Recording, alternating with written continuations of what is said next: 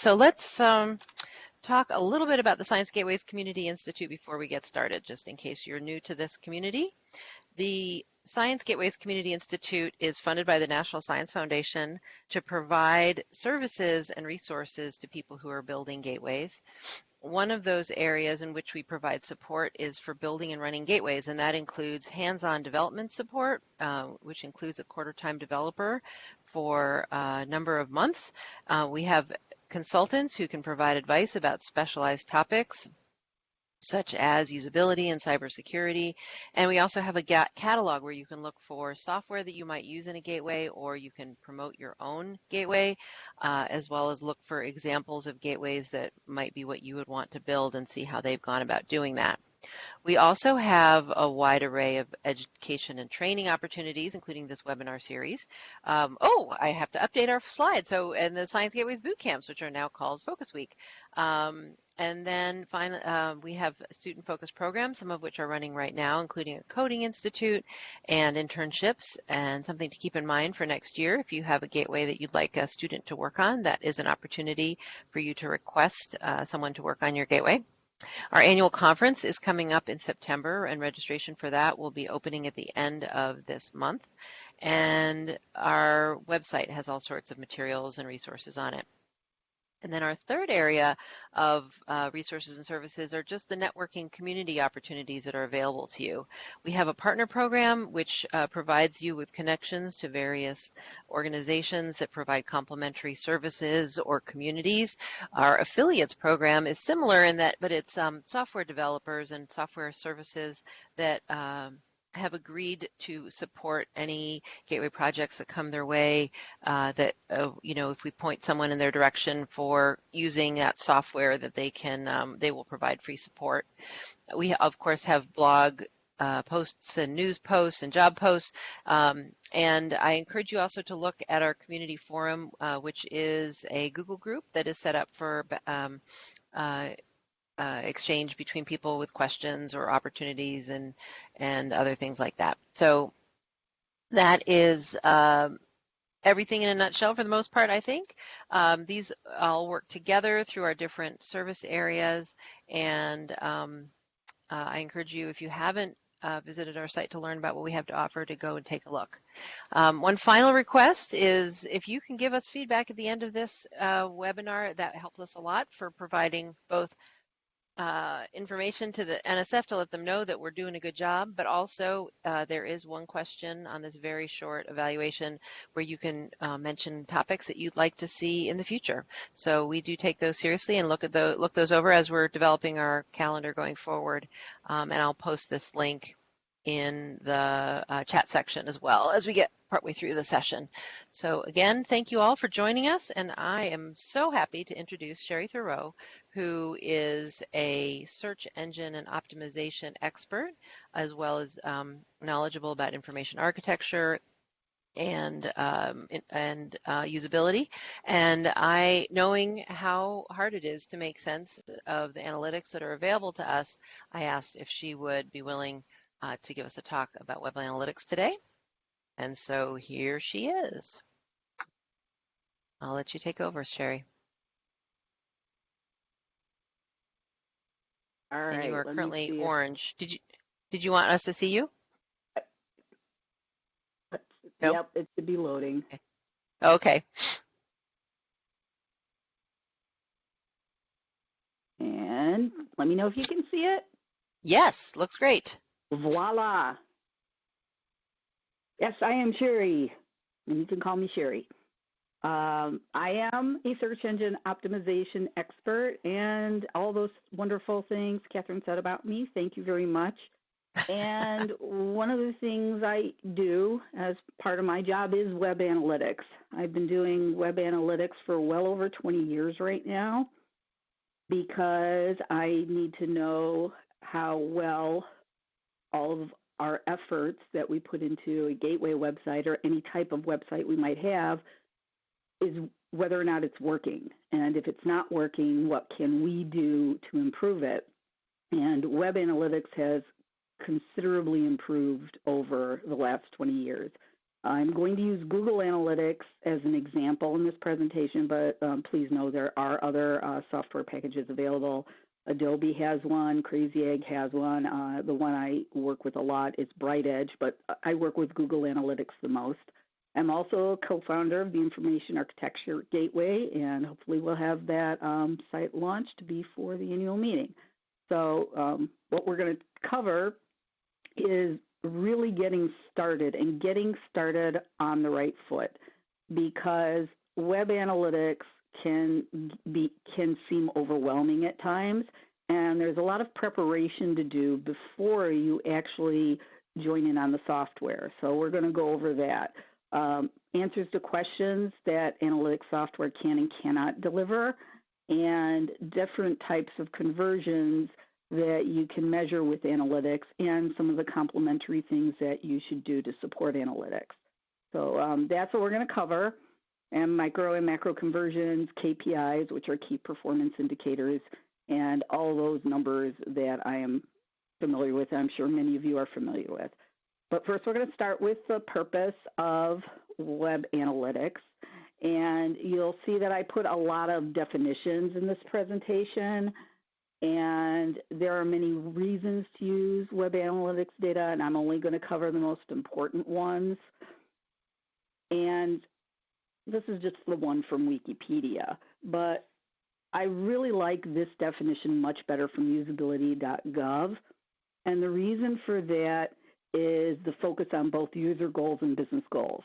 As you can see in this definition, focusing on both user goals and business goals can help you deliver a positive user experience. And this will help you increase the memberships, the logins, and for many of you who want investors in your gateway, it's going to help you convince investors to invest in your gateway. They're going to want to look at your web analytics data. They're going to want to see that your site is doing what it's expected to be doing.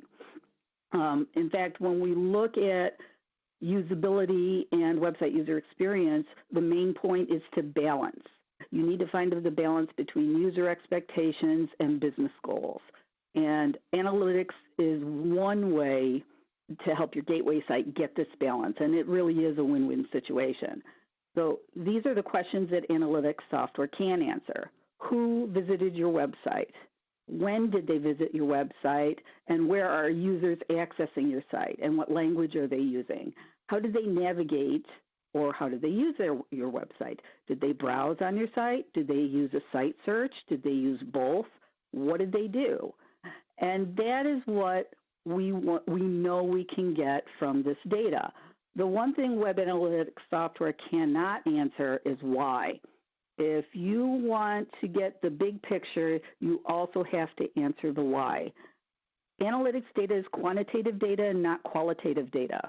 And you need the qualitative data to really put those numbers into context.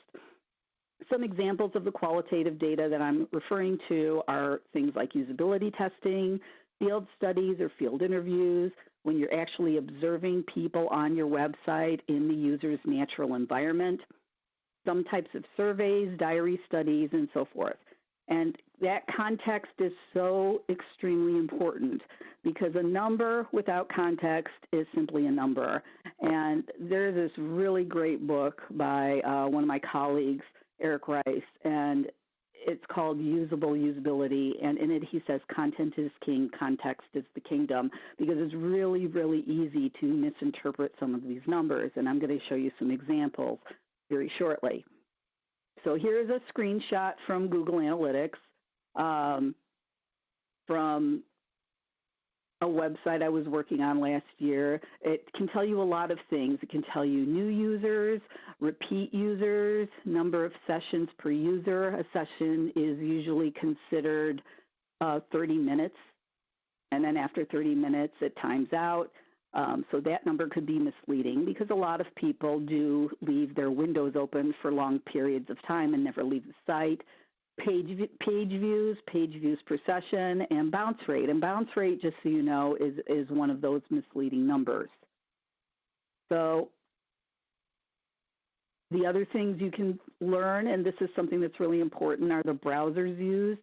This is something I typically see with Chrome being on top and other browsers underneath, but you could also see what kind of devices people are using. Are they using a mobile device, a mobile phone? Are they using a tablet? Because I see a lot of tablet usage in certain types of sciences, particularly life sciences, and I see a lot of desktop, and so that's something that we really want to know. These are the different things you can learn from Google Analytics in particular. Again, who is visiting your website and where are they at? How did visitors arrive on your site? Did they arrive from your site from a web search engine? Did they arrive on your website from a referral from another website? It's really important to learn the top ways people access your site and your top landing pages. What did visitors actually do on your website? How did they browse? What are the top paths they took to find their desired information? There's also real-time information, what is happening on your website right now. So if you're launching email campaigns, if you're launching advertising campaigns, or even if you're just doing something like I am, giving a webinar, what's happening on the website right now? And are visitors doing what you want them to do?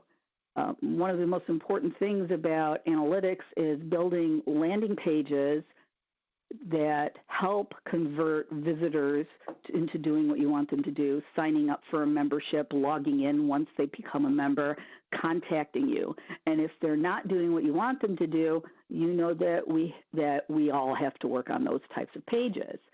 And you can actually customize your reports, your dashboards, shortcuts, alerts, and so forth, so you can get the right data to the right people.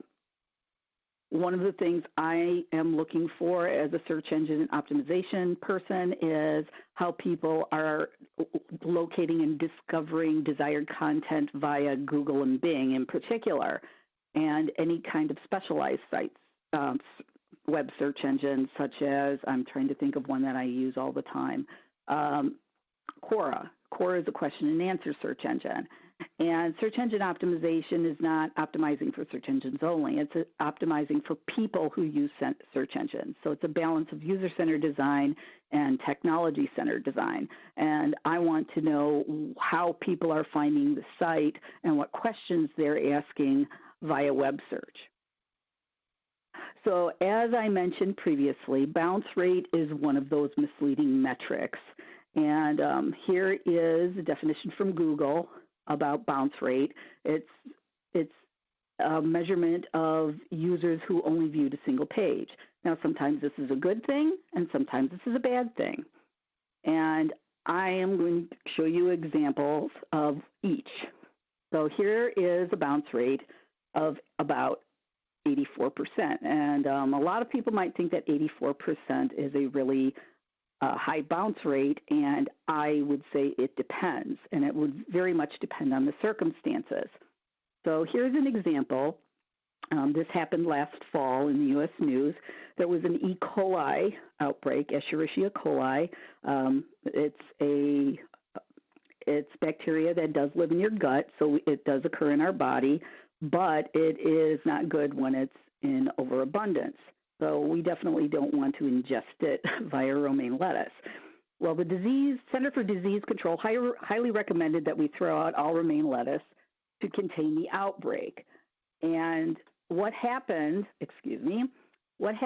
was that web searchers needed to know what to do with the romaine lettuce that they already purchased, the stuff that's already in their fridge. And I think of my sister, because my sister has two bunny rabbits as pets, and they love romaine lettuce. And so she was a perfect example of somebody who didn't know what to do. As you can see here, and this is on the ABC News website, the article quickly answers users' questions about what to do with the romaine lettuce in the fridge. It's a quick fact. Quick facts are a type of informational search engine query, and informational queries are quite common on mobile devices. In fact, informational queries are the most common type of search engine query. What did this landing page do? It provided a quick fact. Does this page have a high bounce rate? Yes, because it answers people's questions immediately. Are users satisfied with the content on the page, even with the high bounce rate? Yes, they're completely satisfied. Therefore, a high bounce rate on this landing page is a good thing and not a bad thing. Now, can any of you think of a typical web page that offers quick facts? An FAQs page or a frequently asked questions page. Sometimes people call them just Q's and A's or Q&As. This is a type of page that should be on all gateway websites because all of your users have questions. A lot of them are quick facts, and people expect to see FAQs pages underneath the support or help section of a website. It should not be on lower level navigation. It should be on upper level navigation. This is a very frequently visited page, and I highly recommend that all of you have this. And we see this in web analytics constantly, that a really good set of FAQs pages helps convert people into doing what you want them to do. Now, this is an example of a life science type of website, and this is a page that did very, very poorly. This is actually a search results page for a site search engine, and believe it or not, Google Analytics and a lot of different analytics packages can measure the success or failure or in between of a site search engine. Now, here's the problem with this page. The research is a very simple one, types of breast cancer. It's a very straightforward type of query. Now, this is a mobile query, but just so you know, on the desktop, the results are just as poor. The answer to this person's query is not available on this page. It's not available on the mobile page. It's not available on the desktop page or the tablet page. When people do this type of search query, they expect to see it answered at least in the top 5 results and in result number 10. And if they don't see the results they're looking for on the page, what do they think? They think that the website that contains the answer to this question is not there. So if the information's not there, they abandon the website. And there's only a 12% chance of a person returning to a website if they don't believe that there is an answer to their question. So in this case, the bounce rate of 84% is actually very, very poor. 84% on this one, quick fact good. 84%, quick fact not answered via a site search, bad. So that is one of the purpose of web analytics, to measure the success and failure of conversion rates. So the other thing I like to see is where we need to troubleshoot issues on a website. So here's an example from a website where the page speed or the actual download time is actually quite good, 6.29 seconds. So pretty impressive. So let's suppose that the data from the screenshot is not as good. Let's say that the download time is 25 seconds. In that case, you can look at the landing page and see why there is a problem with the download time. There are a lot of things that can cause a slow download time. Maybe they're having unnecessary graphic images on the page could be a problem. Maybe having too much JavaScript on the page could be a problem. Maybe the server is too busy. There could be a lot of reasons, but at least you would know there's a problem with load time. We have to look at this page. And we actually looked at calls to action on this type of site. So example A is the primary call to action, which is click to call. Example B is also click to call. Which one do you think converted better? Which one do you think people use the most? Well, people used example B the most, and for multiple reasons. Well, number one reason was that the tap target actually looked more buttony than the other tap target, even though it has a graphic image associated with it. The other reason is that the text color in example A is black, and you don't want a clickable link to be a black color. You want it to have a different appearance. And just the second one plain looked more buttony. The only thing we had to change on this was make the call on the green button a larger font. And as a general rule, I wouldn't use thin fonts on a website. It is very, very difficult to read, not only on mobile, but also on desktop. But had we not done this type of A/B testing and measured the results via web analytics, we wouldn't have known which was better for the user as well as for business goals. The other thing we want to look at are different types of goals and different types of conversions. And so this is what this would analytics would look like on a tablet, but most people tend to look at analytics on a desktop computer. So there are two things that I really want you to remember about analytics is getting started on the right foot is hugely important. So making sure that you have view settings done properly and goals and filters done properly is extremely important. View settings tells you what kind of reports you can make available for your site. When you create a view, you can use filters to customize a view. One of the things that I highly recommend for gateway websites is to exclude internal IPs.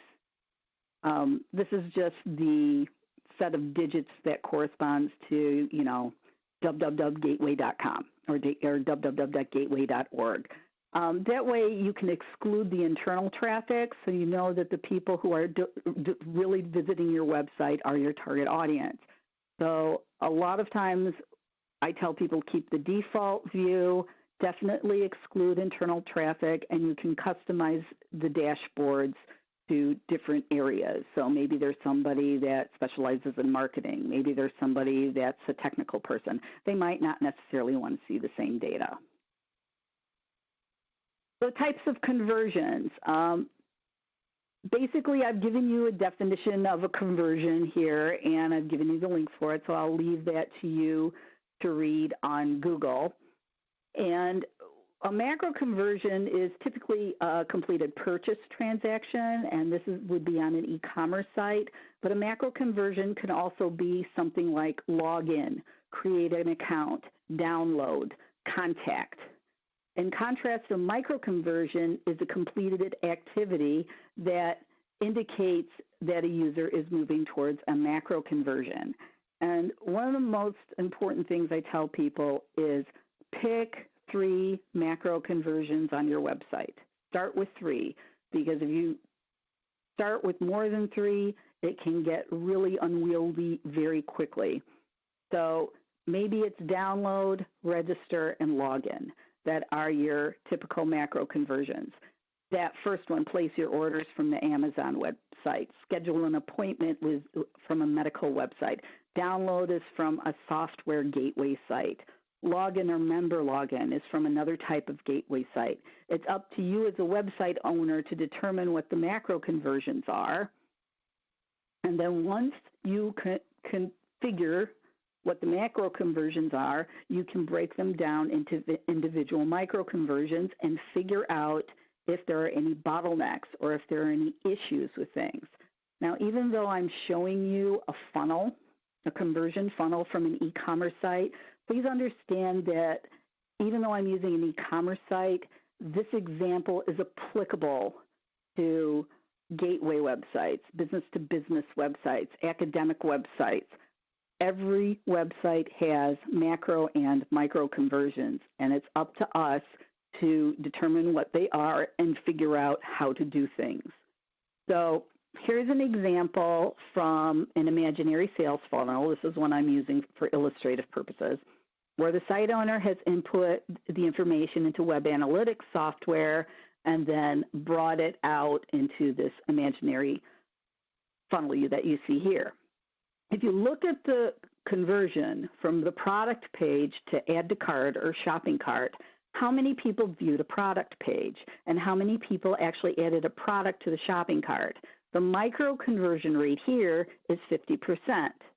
So 50% is not such a great number. So questions might arise about how to make the product pages better so that the conversion rate, user engagement, and repeat visitors increases in analytics.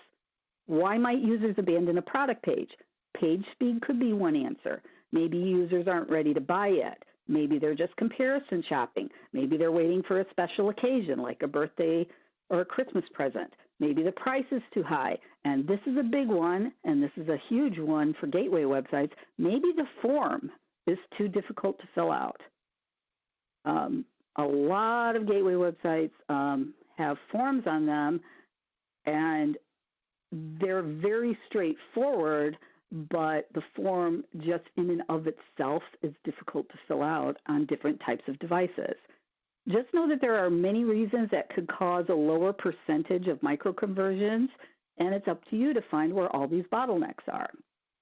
So here's an example of prioritized calls to action, and in this there were 3. Enroll now is the first one. Learn more is the second one. Just so you know, learn more is not a good call to action because learn more about what. 3 is the chat, and that only appears after there's a series of inactivity on the page. So the reason this is well done is it's put in order of natural eyesight. Enroll now is left to right. So enroll, learn more about something, and then chat. And chat doesn't appear. Notice that it doesn't cover the primary and secondary calls to action. So what I tell people to do, enroll in courses of macro conversion, is to determine for each page template might be easier to tackle than each page, what your 3 calls to action are on each page. Call to action 1, what do you want people to do? Okay, let's say we're on an e-commerce site. Add to cart. People aren't going to add to cart. What do you want them to do? Okay, I want them to browse similar products. Great. They're not going to do that. What do you want them to do next? I want them to look at different categories. Okay, these are the types of things that you actually have to write out, because if you can't name those 3 primary calls to action, your users aren't going to do what you want them to do, and also you're not going to be able to measure that truly via web analytics data. And conversions can come from some of the strangest places.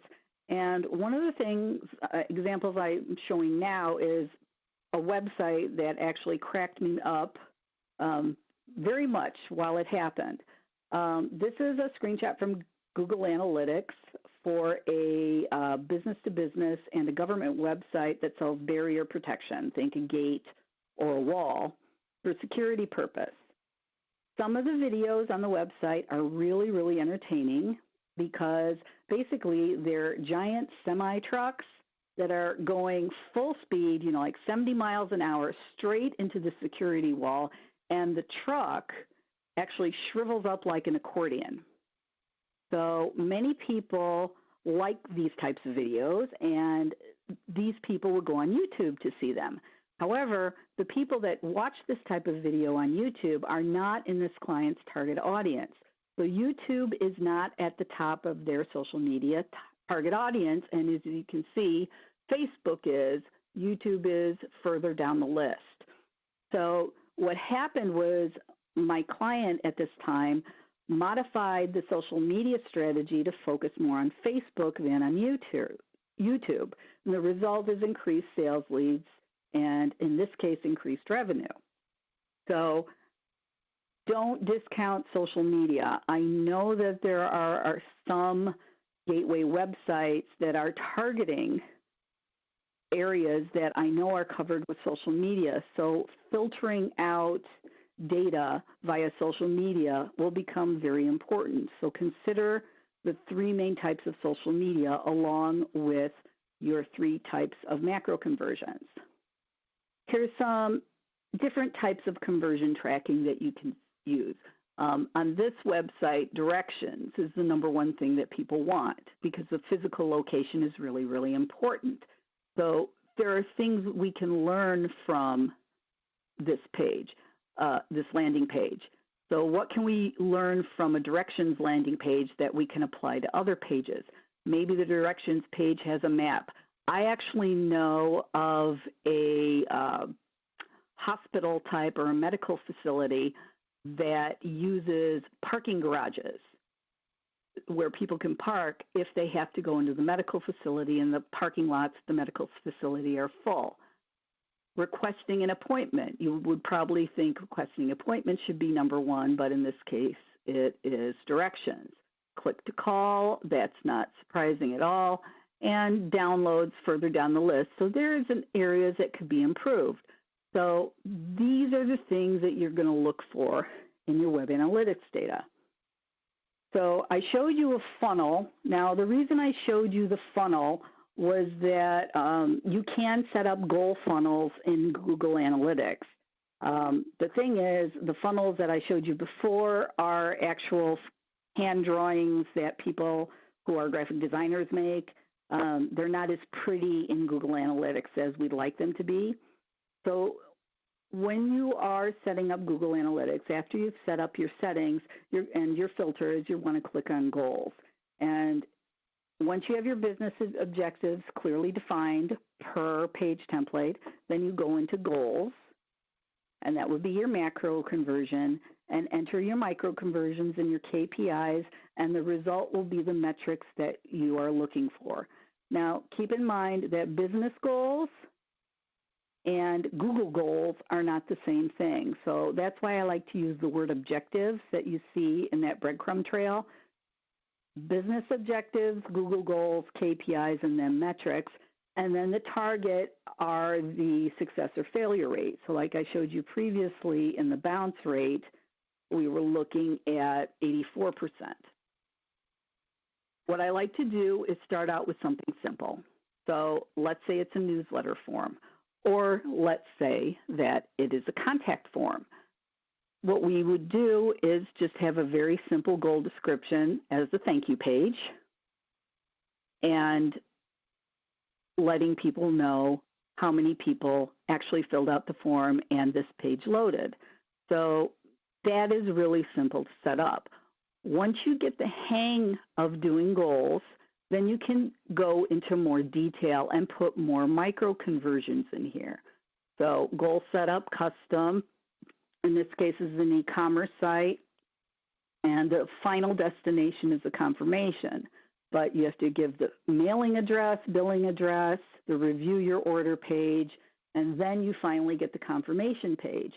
If any of steps 1, 2, and 3 are causing bottlenecks or causing abandonment, then we need to review those pages and see what the issue is.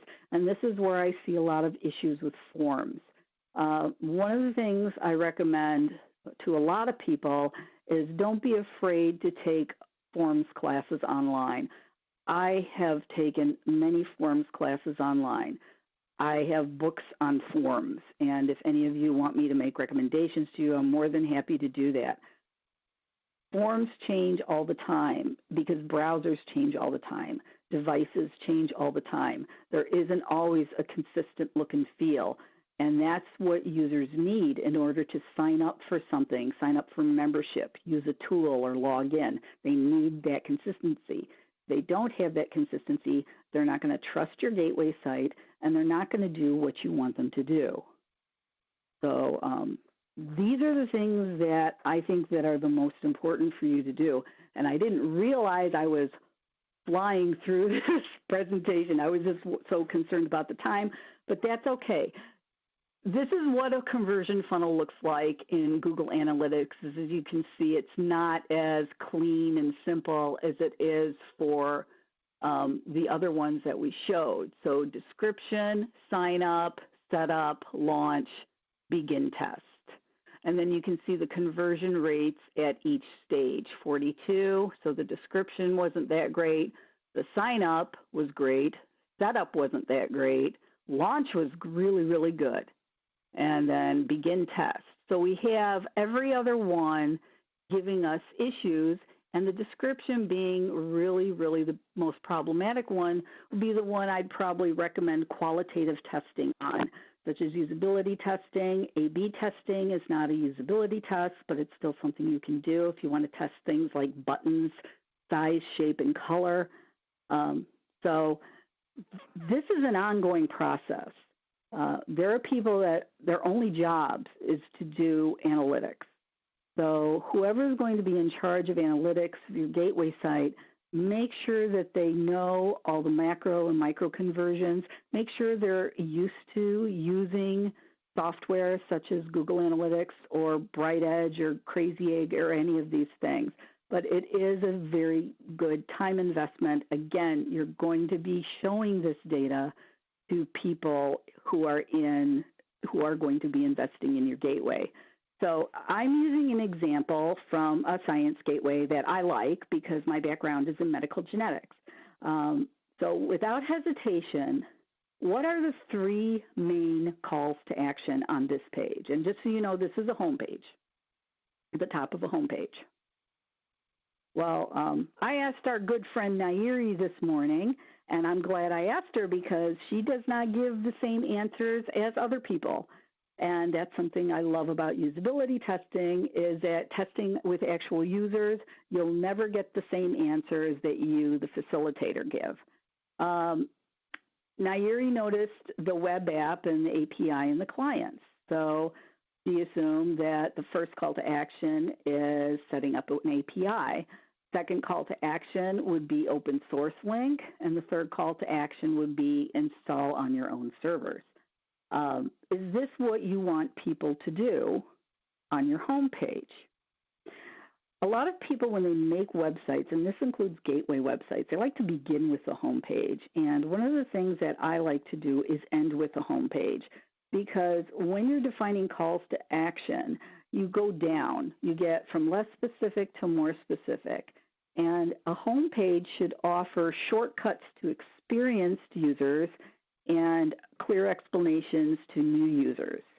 And one of the big questions I had when I was looking at this main navigation is, in order to do any of these calls to action at the top of this page, you have to be in the biologist or the developers section in order to do these calls to action.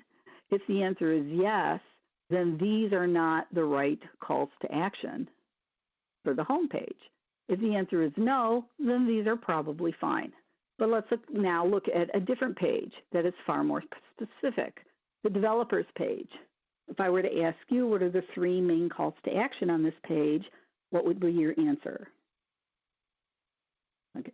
Nairi, our wonderful helper, said there were 6 calls to action on this page, and I happen to agree with her. There are 6 calls to action. The go there now is not a very good call to action. It's actually unnecessary because the API clients, API documentation, et cetera, they're all clickable links. There is no need to add extra words to the page and take up unnecessary screen real estate.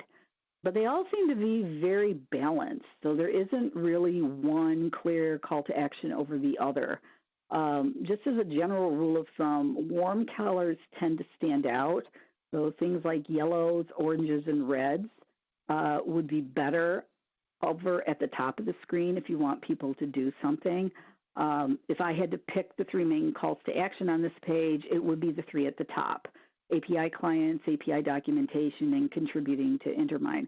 And the reason for that is this is how Westerners read, left to right, top to bottom. So this is the natural shape, but I wouldn't try to put 6 calls to action up at the top of the page. I would stick to 3, make them stand out a little more. You can do something as simple as just making them bigger, making a larger font size, and that would get people further down the funnel.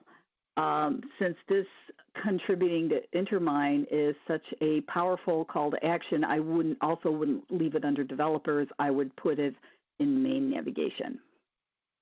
So what are the things I'd like you to do? Well, I'd like you to do this on your own website. What are your calls to action? Put those into the analytics. Second thing, break the most important calls to action down into micro conversions. That's why I say keep it simple. Analytics software, unless you're an experienced user, can seem overwhelming. And also the default views might not seem accurate. You could get misleading data because you haven't put filters in, like filtering out your own internal traffic. So start with something that's easy to do. And something that's easy to do is defining call to action 1, call to action 2, call to action 3, and making a clear visual hierarchy. One of the things I'm going to have downloadable for you is not only these presentation slides, but I do have an Excel spreadsheet that can get you started on defining your calls to action and what kind of visual hierarchy you want. I'm also providing a persona or a profile template that can help you with your target audiences. The next thing is to define business goals or business objectives, and these are your three macro conversions. You can always add other goals once you get used to the analytics interface. Knowing your target audience is key. A lot of times, like I said, you're going to identify areas of your website that might need improvement. So when you revise these pages, you're going to need to test it on people who will actually use your website. So knowing your target audience, knowing your personas and profiles, these are the people that are going to be part of field studies, usability tests, and the like. And finally, remember that analytics is an ongoing process. I always say there's no such thing as a complete website. A website is always an artwork in progress. And browsers change all the time. I'm a search engine person. Search engines change all the time. So I'm always in web analytics data. In fact, a lot of people might not have known this, but Google just had a major algorithm update, and it had a huge impact on a lot of sites. So if you see some crazy-looking graphs in the past 2 weeks, just know that one of the reasons you might have those crazy-looking graphs on your analytics data is that Google had a major algorithm update. So I've left time for questions. That's me on Twitter. That is my direct email. If you would prefer to just email me directly, please feel free to do that. I love to answer questions. And when we launch our Information Architecture Gateway site, we're going to answer a lot of questions about search and analytics and how you can test architecture and measure the success of architecture in many different ways. So I hope this helped you all. I know it's a lot of information, but at least it's information that can get you started and get your website moving in the right direction. Fantastic. Thanks, Shari. We did have a question come along during your presentation, which was a quick and easy one, I think. You had mentioned load time as an example of site speed overview, the site speed overview page. And someone was asking, what is the desired range of load time? It depends on your target audience, to be perfectly honest with you. Because what search engines measure and a lot of analytics tools measure is something called actual download time. So if you see 6 seconds, if you have, a high-speed internet connection or you have a landline, that's typically what that value means. What's more important to human beings, so human users, is preferred download time. And download time depends on what user goals are. So let's say somebody wants to see a diagram of something. So maybe they want to see, I'm thinking of architecture. Maybe they want to see a diagram of architecture of a building or architecture of a floor. People expect items like that to take a longer time to load because they tend to be very, very detailed drawings, and they know they're at a very, very high resolution because of the details. Stock photography sites or stock images or stock video sites, people expect those to have a longer download time. So it really depends on the site and it really depends on the page. A lot of people will say 10 seconds or less as a general guideline, but I would say it depends on the site and it depends on the page. I work on a lot of sites that use graphic images and technical illustrations, and those pages have a higher than 10-second download time, but users expect them, and the conversion rate on those pages is actually very high because they deliver users exactly what they want. Hmm, So interesting. Okay. it So what depends. about then, what about for like just an informational page when you're browsing through a website? Is there a point at which it's considered to take too long? That's when I'd go 10 seconds or less. Okay. Okay. 10 seconds or Okay. less. The most important thing when you're doing a general informational page is, and here's something that a lot of people might not know, is that you should have templates for pages with short content, pages with medium content, and pages with long content. And the Hmm. reason for that is this, that long pages, like think an FAQs page or a page that has, multiple subtitles and stuff like that, subheading 1, subheading 2, subheading 3, they need to be scannable. And Mm-hmm. the longer the web page, the more scannability elements it needs. The shorter the web page, the less scannability elements you need. And you also have to look at these pages on different devices. Look at what browsers people are using to look at your website. What devices are they using? If they're using mobile and tablet, you have to look at it in the horizontal view as well as the vertical view. It might look beautiful on desktop, but on mobile it might look cluttered. And if links are placed too close together, you'll get accidental taps and people won't get delivered to the page that has the content they want. So for those of you who are in the middle of designing or redesigning their gateway websites, definitely have templates for short content, medium content, long content.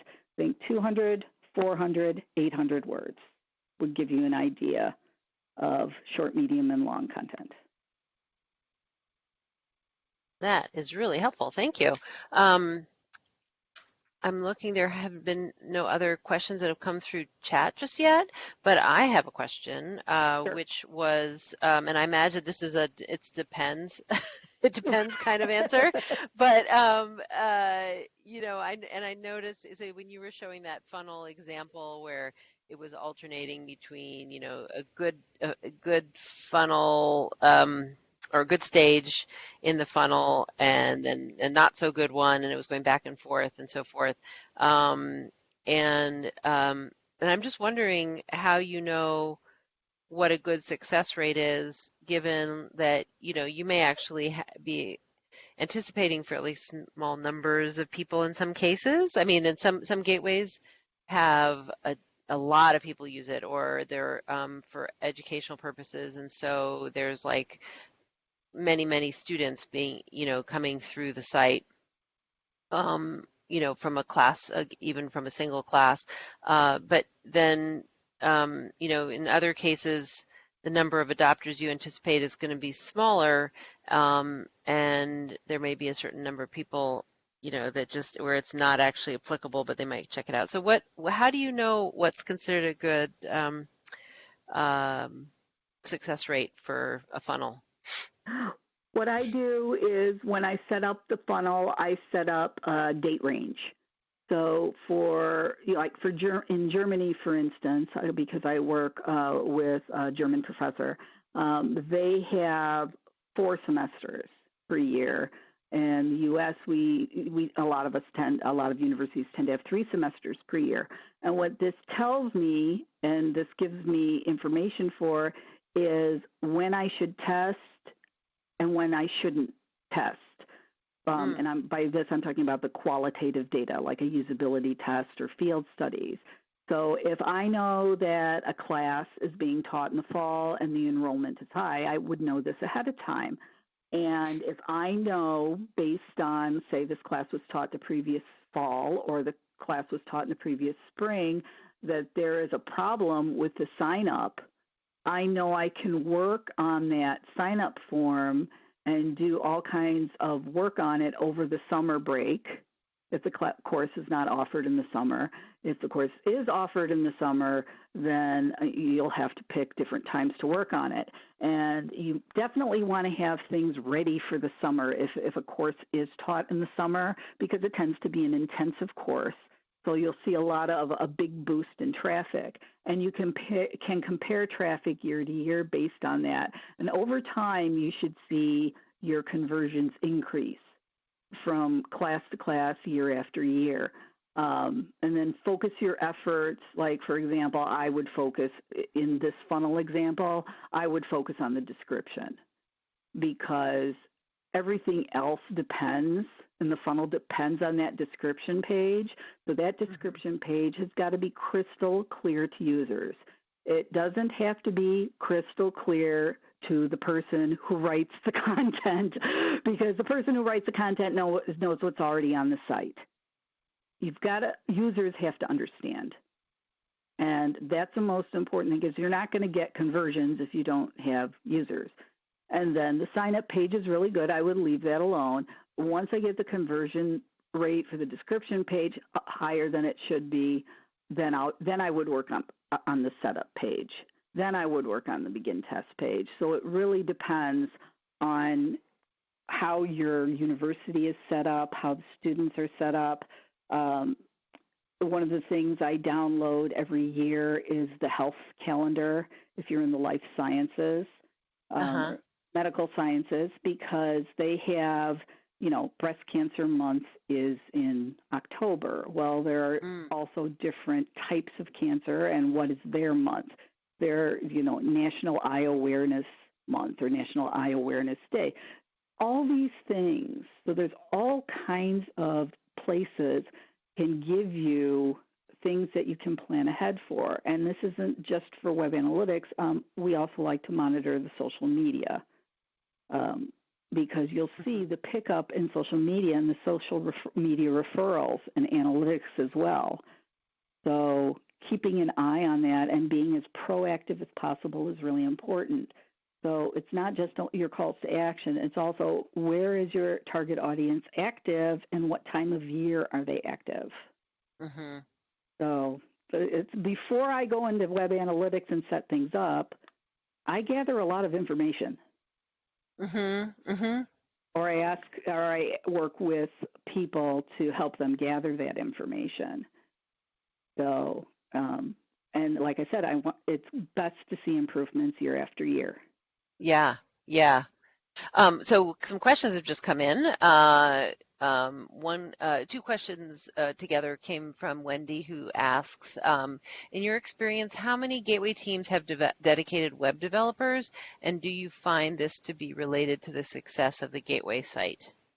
Yes, I find that developers are quantitative data people, and that's understandable. I'm a developer. I'm very big on quantitative data. The thing is, developers should be on a team of people that include information architects, because there are information architects who tell you how to best organize and label information based on user mental models, and then they can build wireframes and prototypes, hand them to developers to code them properly. And as an SEO person, I know that if a site wants search engine traffic from Google, Bing, Yahoo, Quora, et cetera, I'm going to want that SEO involved also in the technical architecture, because a lot of developers don't know SEO. They don't know search engine optimization, and they think if it's number one on Google, the site's making millions of dollars, and that's not true. I see this in analytics all the time. So there should be a team of people, and yes, developers are very much a cause of the problem. But if you think about it, are developers being trained, or are they being educated in this kind of information? No, they're not part of the school's curricula. So get a team is what I would tell you. I can tell you that the Information Architecture Institute has a really good mentorship program. So if information architecture is something you don't know, you can join the Information Architecture Institute, and once you join, they will assign you a mentor, and there's some really good mentors, and they can teach you things. I mentor through University of Illinois and their Library Science and Information Science Department. Lots of mentors. University of Michigan, where you're at, has one of the best information sciences school in the country. So I'm sure there's mentors there as well. So, and, you have affiliates, you have partners. Don't be afraid to reach out to the Gateway Institute to find mentors as well. they'll get you the right people. That's a great resource to think about. I hadn't thought about it that way for the Information Architecture Institute. Another question that came in from Mona is, do you have some general qualitative information about Science Gateway users' characteristics or profile? What I like to do, because there's different sciences, I'm a life scientist. My background is in medical genetics, so I'm a medical geneticist. Physical sciences is very different from information sciences, which is what I also focus on, which is different from environmental sciences, which is different from software development. What you can do is I use Google Scholar, scholar.google.com, and believe it or not, there are actual journal articles that give you the characteristics of different types of scientists. In fact, last year at the annual meeting, I had characteristics of physical science website users. So if you need help with that, finding these journal articles, I am a library information scientist. I can help you find those, and I'm more than happy to upload that physical sciences PDF for you as part of this presentation. Fantastic. That's really interesting. I never thought about someone doing that. Mona says, wow, thanks. So that I think you might have some takers on that one with some emails coming your way, I would guess. And some other folks have said yes too. So one final question for you before we wrap up. You in this example that you're showing on the screen right now, it's it's a funnel where it's coming from a description page that's not doing so well, and then into a sign up page. I'm imagining that on some kinds of gateways or websites, I know certainly for ours, you might direct people to a sign up page from a lot of different places on the website. And does Google's system allow you to say, our first stage might come from any of these pages and keep track of that, such that then you can say, from all of these 6 different pages that send you to a particular kind of sign up, that was successful, and you could see which ones maybe were more or less successful? Absolutely. It would be paths through the site, and you could set up, there's a default top pathways through the site, but you can actually customize that to be more specific, so you can see more which pages convert better for signups. Because a lot of times signup could be in main navigation, but it can also have take up more screen real estate when you're on an actual content page. And signup tends to be a very simple thing, name and email, and ask for password, stuff like that. So, as long as you're being very straightforward, sign-up's usually not a very big exit page. But setup tends to be more complex, and begin test to be more complex. So that's what I meant by, you'd be really surprised how simple you might think a form is, but when you actually watch people fill out the forms, and, observe them, it's really fascinating to observe. You can actually observe these online. There's software where you can do remote usability testing, and you can also contact universities. A lot of universities have usability testing, user experience testing. It could be in the library information sciences department, might be in the if you have web design and development departments, and you can get it for free, through your university. Yeah, in fact, I would encourage folks to look into that. We certainly have that here at the University of Michigan. And of course, the Science Gateways Community Institute has interns who work under the supervision of a professor to provide that kind of usability testing as well. In fact, University of Michigan, I think, is willing to take people from not the University of Michigan. Essentially, they're taking. Yeah, you'd be surprised that a lot of universities take corporate clients too. Exactly. But That's what's great hot. about going through a university is a lot of times you're targeting people for scientists, if you're in the science gateways, at that university, so you can get the physical scientists, the environmental scientists, the life scientists, the chemical scientists. So you're really getting people in your target audience. So Yep. I Yes. highly encourage you, if your university doesn't have that department, another partner university might have it. And so definitely, and test your forms. Above all else, test your forms. Right. Because a lot of times they're not as simple as you believe they are. Well, that sounds like a really good last thought to keep us thinking about, echoing in our minds as we go forward, for sure, because we do often discover those kinds of deficiencies as we have someone test on our website. So we are past the top of the hour, so I want to thank you so much for all these this valuable information and great detail in what you've offered.